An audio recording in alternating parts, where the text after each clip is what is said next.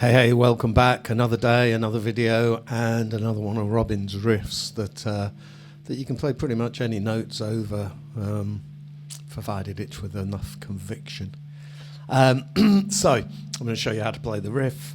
I'm going to go through both a sort of scales approach and a no scales approach to it. Maybe chat a bit about what's the point of it all. And at the end, I'll leave this riff running for a few minutes so that you can play over it. So let's get straight in there with how we play the riff. Okay, so here's the riff. I'm going to show you my my finger in hand first.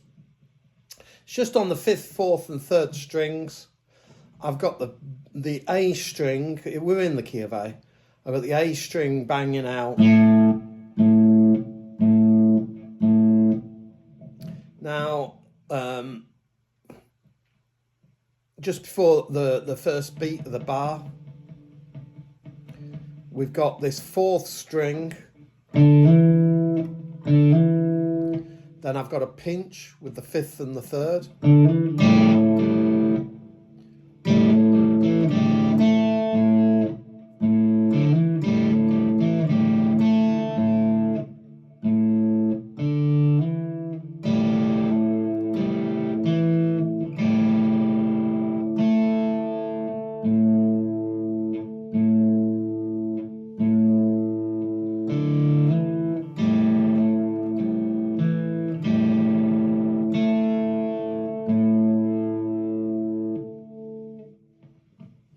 Fret in hand, all at the 2nd fret, start with the 4th string,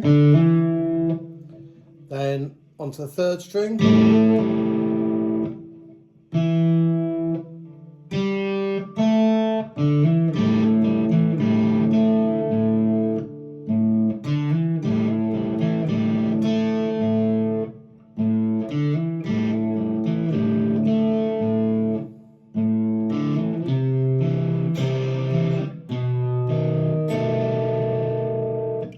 so that's a C major to a B7,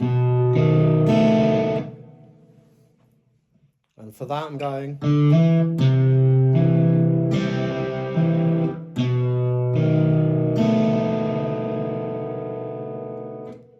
and that's the riff.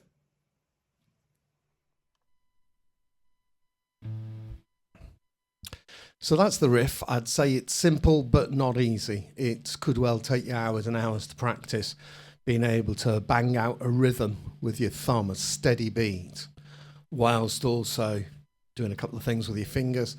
Basically, it's very simple, as I say, not easy but simple, insofar as either you're doing the thumb beat and then plucking a string, or you're doing the thumb beat and at the same time plucking a string, so like a pinching motion. What else do I want to say about the riff? The note functions. So we're in the key of A, and it's simply using, I mean, the 4th string open is the 4th, but it's so brief, kind of negligible. So really the riff is 1, 5, flat 7, and that's it. As with other other videos I've done, other riffs I've come up with, if you've only got the 1, the 5 and the flat 7, then it's neither major nor minor. Therefore, when you solo, you can, by your choice of notes, make it into either major or minor. And all other notes are up for grabs. So you can choose any scale that's got a 5 and a flat 7, whether major or minor. So we can have a 2 or a flat 2. We can have a 3 or a flat 3. We can have a 4 or a sharp 4. We can have a 6 or a flat 6. So it's really open as to which notes you can use. And any note played fast enough, it can be a passing note anyway. Let's go into a bit more detail about what we can play over this riff. First of all, the scales approach. Here's the first scale I'm recommending. Key of A, starting at the 5th fret. This is Phrygian Dominant. I've got the root, the flat 2, the major 3rd, the 4th, the 5th, the flat 6, the flat 7, and the root. So from the root, we've got the flat 2, we've got the major 3rd, the 4th, the 5th, the flat 6, the flat 7, and the root, and the flat 2.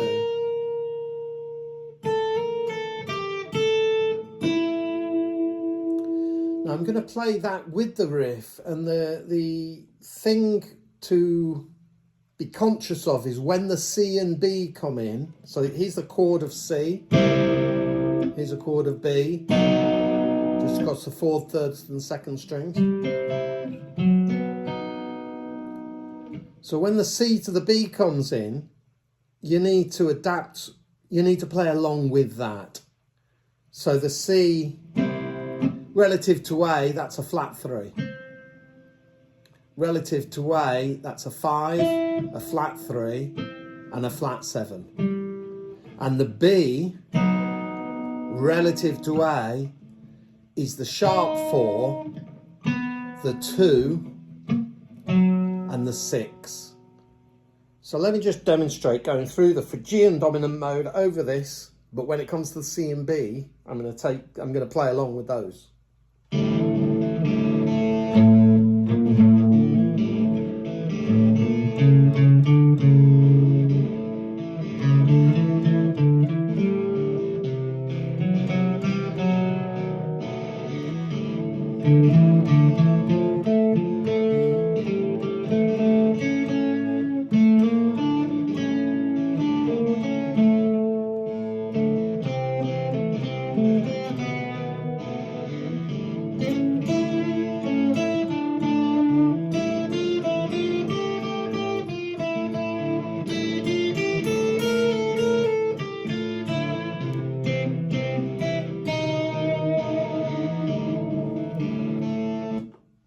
So that was the Phrygian dominant mode. Here's the Lydian dominant. We have a 1, we have a 2, so I'm in A, that's the A, 5th fret, 1, 2, 3, sharp 4, 5, 6, flat 7, root.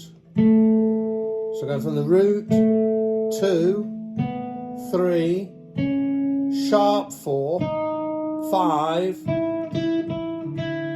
6, sharp, flat 7, sorry, back to our root. And this is how it sounds. And once again, when it gets to the C and B, I need to listen out for those and follow that C to B.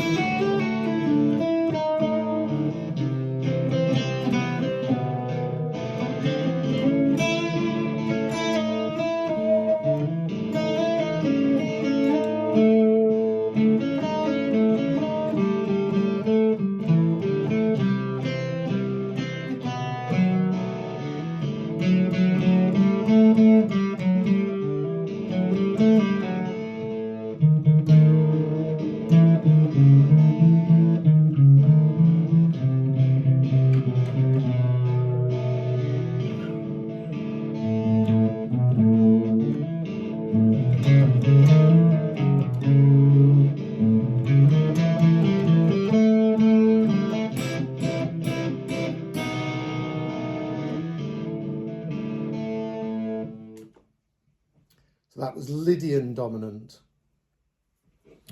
Mixolydian. That's the A at the 5th fret.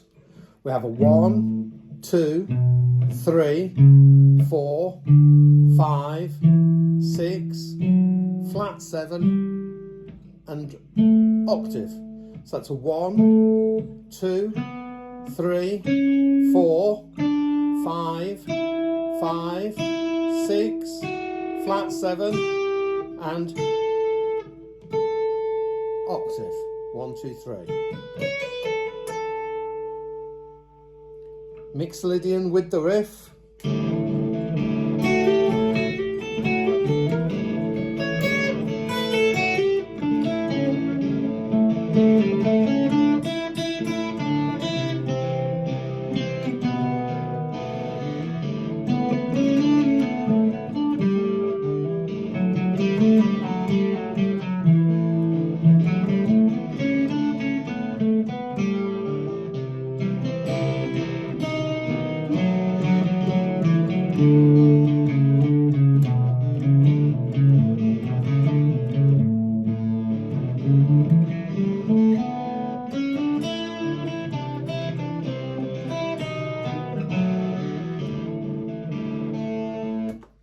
That was Mixolydian. Now we're going for a scale that I see written in a number of different ways. Aeolian Dominant. So Aeolian with a major third. Personally, I don't really like that name because I like to regard Aeolian in my head is minor. So alternative name is either Mixolydian Flat6 or Dominant Flat6. So Mixolydian mode, 1, 2, 3, 4, 5, flat 6, flat 7 and 8. So Mixolydian but with a flat 6. So starting on the A at the 5th fret, 1, 2, 3, 4, 5, flat 6, flat 7, 8. 1, 2, 3, 4, 5, flat 6, flat 7. Root, 1, 2, 3.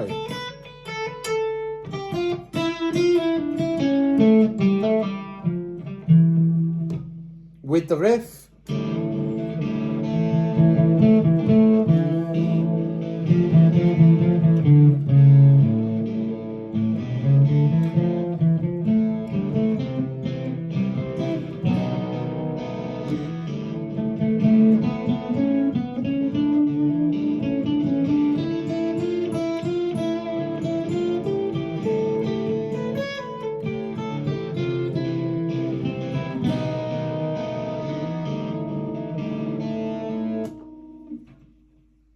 So that was Dominant Flat 6. I guess it'd be remiss of me not to include the minor pentatonic. So as I move into the minors, that's going to be the first one.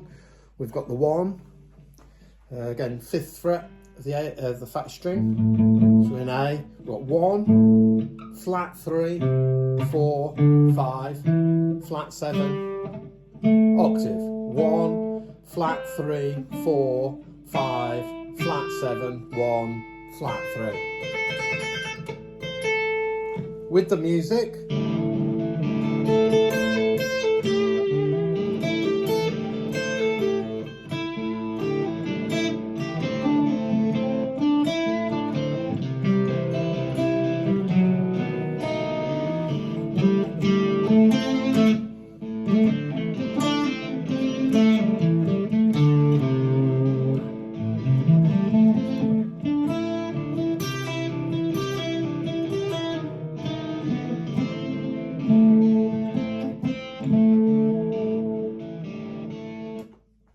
So that's the minor pentatonic. Dorian mode, so Dorian's minor and it is defined really by its natural 6 as opposed to a flat 6.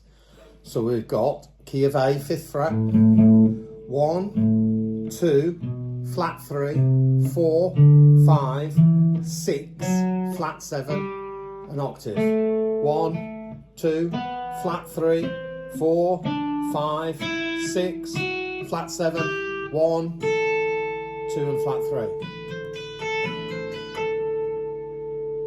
Easiest to remember because same frets on the top 2 strings, same frets on the 3rd and 5th, 3rd and 4th strings as well. So Dorian with the riff.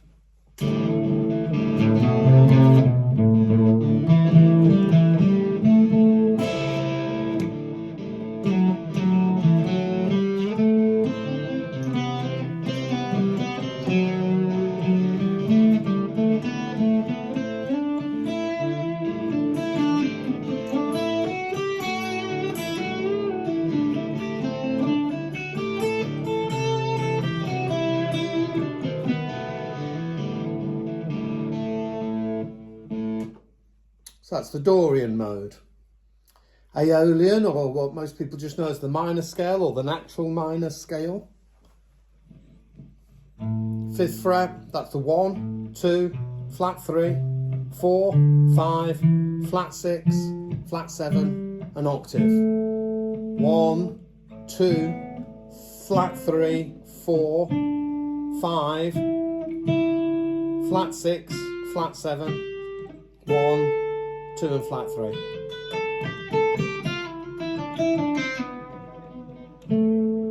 With the riff.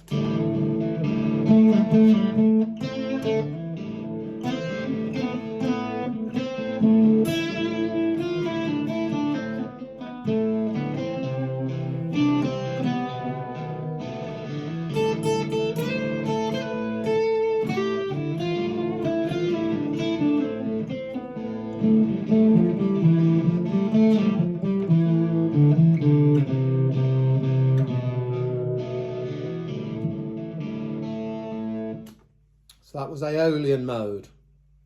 So now Phrygian. Phrygian means flat 2 really. So root at the 5th fret, flat 2, flat 3, 4, 5, flat 6, flat 7, octave, octave, flat 2, flat 3, 4, 5, 5, flat 6, flat 7, 1, flat 2, and flat 3. Phrygian mode with the riff.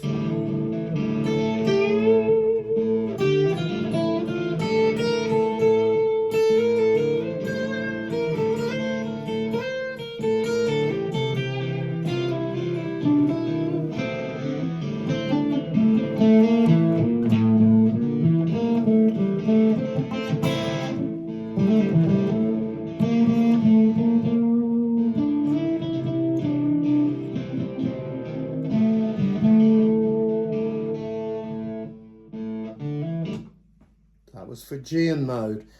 Notice that there isn't a B because the B is the 2, if that makes sense. So I need to be quite judicious about when I'm using the flat 2. And yeah, paying attention to when the C and the B are happening. Another sort of handle with care option is Dorian sharp 4. So I've got, there's my A at the 5th fret. I've got 1, 2, flat 3, sharp 4, 5, 6, flat 7, an octave. So that's 1, 2, flat 3, sharp 4, 5, 6, flat 7, 1, 2, flat 3.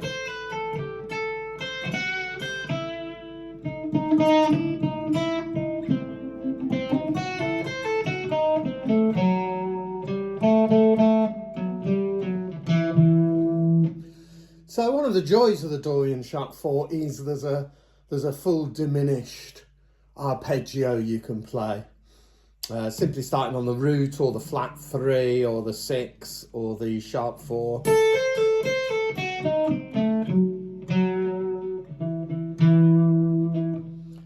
Anyway, Dorian sharp 4 with the riff.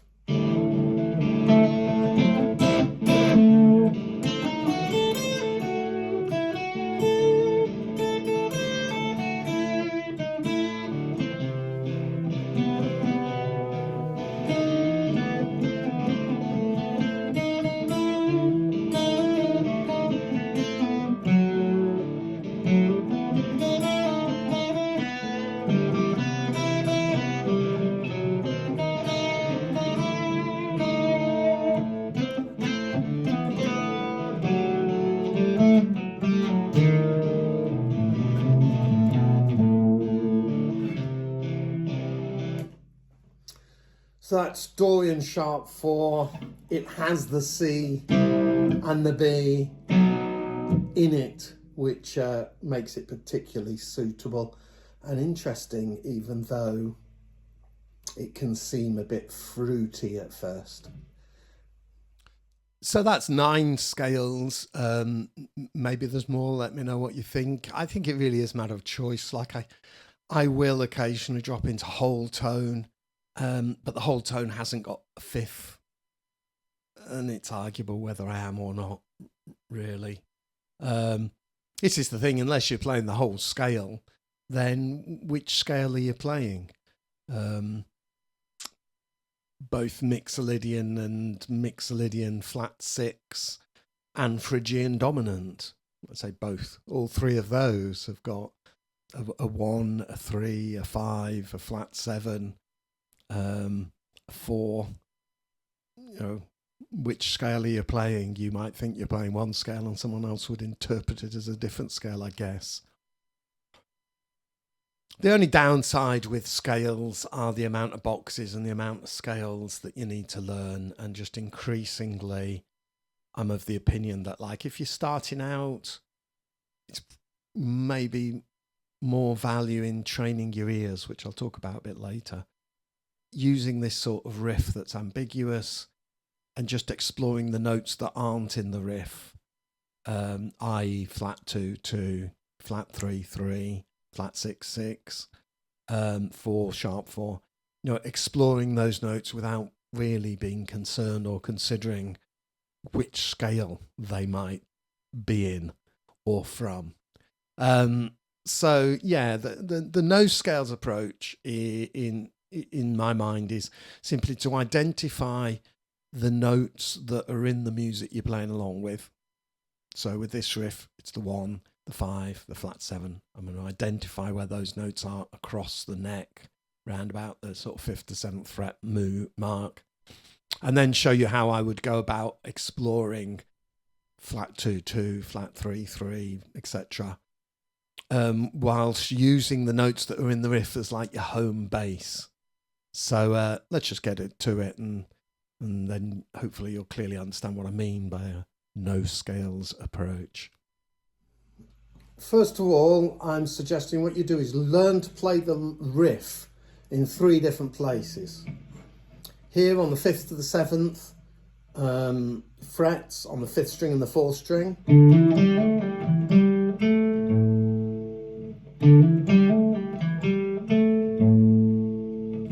Here, 7 to 9, 8 to 10.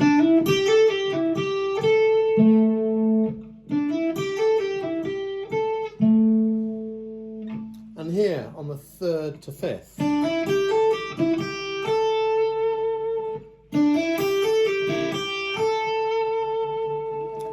So mainly as safe spaces, if you like, are the 1, the flat 7, 1, flat 7, 5, 5, 1, flat 7, 5, 1, flat 7. So I'm suggesting if you're going to take the no scales approach, you just take 1 note at a time, and I'm talking about the notes that aren't in the riff, and you just go to one of those notes from one of the notes in the riff, and just dip your toe in the water with it first. You might, do a little slide or a hammer on and a pull off. So let's just show you what I mean. So first of all, flat 2.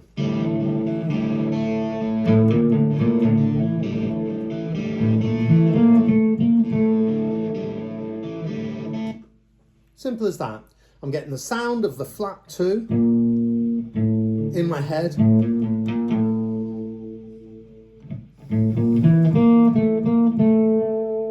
But focusing primarily on my root, through a 5 in there, notes that are in the riff. Now the 2.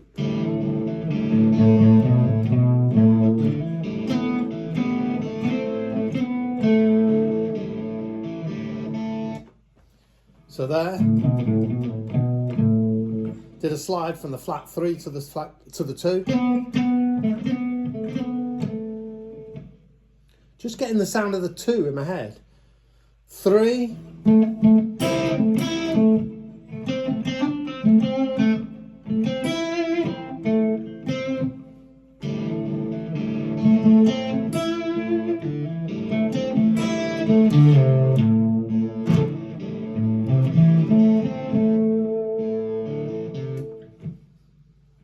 get the idea?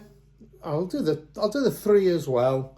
But I don't think I need to do all these notes. I hope that you understand what I'm saying here. You've got your 5, your 1, and your flat 7, and you focus on those and chuck in another note.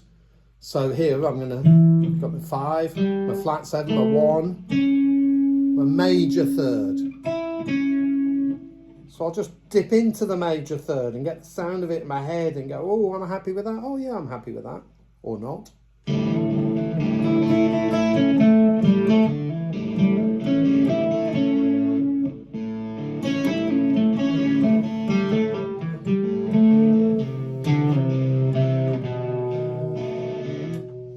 At the end, because the C to B came in, I played C, B, which relative to A is the flat 3 and the 2. So to take this sort of what I'm calling no scales approach, first of all, locate the notes of the riff so that you know where your safe spaces are on your guitar neck. And what I'm suggesting is you go from your safe space to one of the other notes that you know you suspect you could include. And I do this in real time while I'm soloing. I dip my toe in. I go, ooh, no, I don't like the sound of that. I won't use it. Or I go, ooh, I like that, and I use it. And it's a matter of taste, and lots of people will hear my playing. I have little doubts and go, oh, it's a bit too out there for me. I really like discordant. You know, I like the notes that have my bass player looking at me going, oh, that was dirty, Robin. Oh, I like it. It's a matter of taste. It's a matter of taste. So it's a lot easier to experiment in that way and just see, does the flat 2 work or the 2? Do I want to go minor or major? You know, shall I go for the 6 or a flat 6? So it's a lot easier than learning lots of scales. And the thing is, I think something I do want to say is, what's the point of all this? I mean, the reason I do this is to train my ear. I've been doing this now for a couple of years, like coming up with riffs and chords that are particularly ambiguous. Sometimes just playing with a drone, just one note, and exploring what the intervals sound like against that, purely for the purpose of training my ears, so that when I'm playing and improvising, I don't need to think about scales or anything. I'm just, you know, ideally hearing something in my head and replicating that on the guitar neck, and or just taking an experimental stroll throughout the musical landscape. So I think that's the point of it all. That's, you've got to decide where your end game is. I went to see Mike Dawes last night, fabulous guitar player. Had a lovely chat with John Gom as well, name dropping here. They don't know me. Mike stole my plectrum, so I didn't bother talking to him. I'm joking. The reason I mention those two guys is, you know, when I see those people play, they don't make any mistakes. They're impeccable in their playing. Maybe Mike would correct me and go, oh no, I played however many mistakes he played last night. Personally, I don't go for a no mistake approach. I'm very forgiving of mistakes. Often I'll make a mistake. I'll make what I regard as a mistake. And then when I listen to a recording of what I've done later, I go, oh, actually, that really worked. And I like that freedom. I like that. I always regard that I'm always learning. So I'm not trying to perfect something and offer it to the world in its perfection. I'm trying to model being a learner and fumbling around and making mistakes, and sometimes finding inspiration via that path and modeling that to the world of, hey, it's all right to make mistakes. Come on, come join me, make mistakes, and in the process, learn and develop and grow as a musician. So there you go. That's what I think the point of it all is. ear training.